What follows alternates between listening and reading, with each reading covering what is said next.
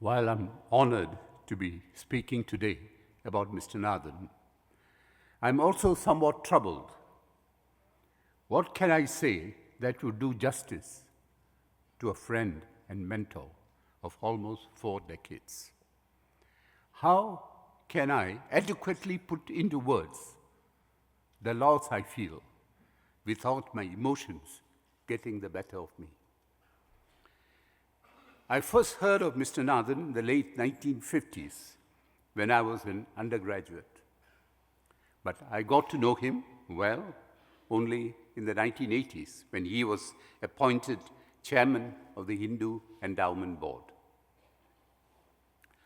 The first thing I noticed about him was that, like Winston Churchill, he did not think doing your best was good enough. Doing what was required was more important. His priorities for the endowment board were clear.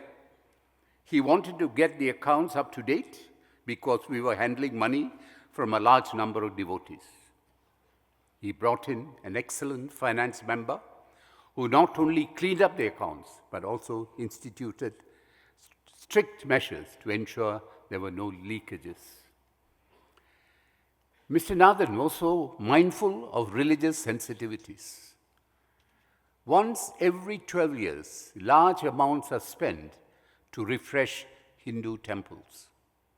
The belief is that this is necessary to maintain the temple's divine powers. When I suggested discontinuing this practice, Mr. Nathan advised me not to change established traditions. He reminded me that our task was to run an efficient system, not to tinker with people's beliefs. Once I asked him why he had agreed to be chairman of the endowment board. He explained that in the political arena, there were credible Indian ministers who had won the respect of all races.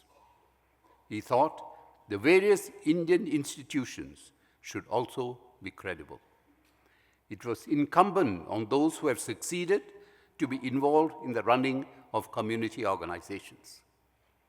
He felt very strongly that those who have done well should not cut themselves off from their respective communities. This sense of giving back to society was always paramount in Mr. Nathan's mind. He was one of the founders of SINDA and believed firmly that every child, irrespective of race or religion, should have the opportunity to develop to his full potential. He spearheaded many initiatives at SINDA, which have led to the betterment of many lives.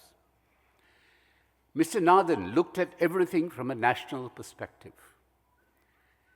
When I was appointed chairman of the Institute of South Asian Studies, ISAS at NUS, he spoke to me about ISAS' role. While Singapore and India enjoyed friendly relations, they did not have, in his view, a deep understanding of each other. His advice to me was, you should champion Singapore in India and India in Singapore. That way you can help to increase each country's understanding of the other. ISAS has tried to live up to his expectations. Mr. Nathan was a man of foresight. He had long believed that the diaspora from various South Asian countries had much in common, and there was much potential and value in bringing them together in a neutral venue. He felt Singapore was one such natural hub for the global South Asian diaspora. He was the driving force behind the publication of the Encyclopedia of the Indian Diaspora in 2006, the most comprehensive account of the global Indian diaspora even today. To show our deep gratitude for his immense contribution, the South Asian Diaspora Convention last July conferred on him the Outstanding Member of the South Asian Diaspora Award. Mr. Nathan has received many accolades and honors throughout his distinguished career. But for many of us who knew him before he occupied the highest office of the land, what in the land. What struck us most about him was his common touch. As Kipling says, walk with kings, nor lose the common touch. When he was president, he showed real interest in the Singaporeans he met and endeared himself to them. He was warm and friendly and would not leave any function he attended without taking photographs with the employees of that establishment. I would venture to say that almost half of the households in Singapore would have one photograph of him with a member of the family. There was also a lighter side to Mr. Nathan.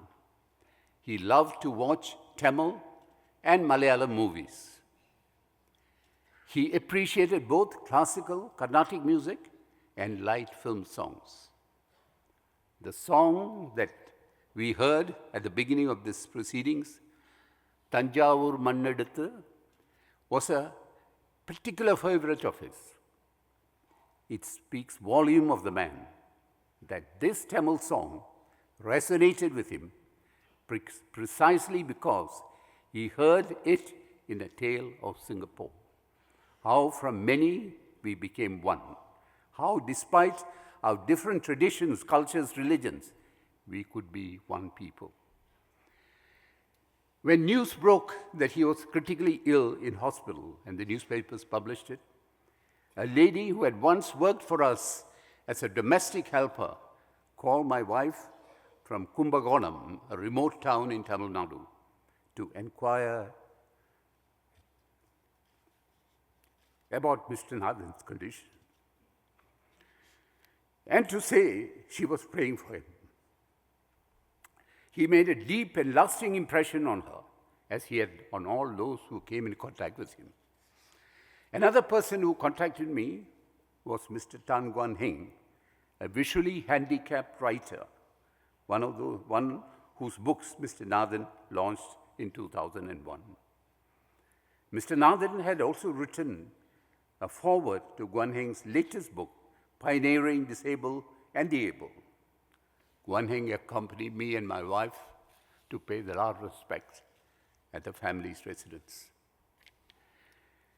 My wife and I have traveled several times with Mr. Nathan and his family.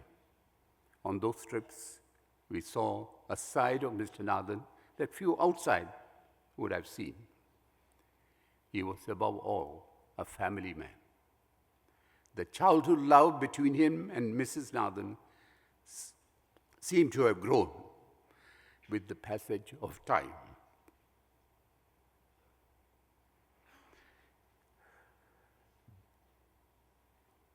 Their marriage is an extraordinary tale of devotion and love that inspires us all. The family they created with their children, Jyotika, Osit, as well as Geeng and Hui, and grandchildren, Monisha, Kiron, and Kishin, they are a closely knit family. Mr. Nathan lives on in them as he does in our hearts. At this time of sorrow, we share the loss of Mrs. Nathan and her family. Pray that they will have the strength to withstand it. Today we bid farewell to a remarkable man whose life was an unusual journey. We were all fortunate to have been, in some measure, a part of this unexpected odyssey. Farewell, Mr. Nathan. May you rest in peace.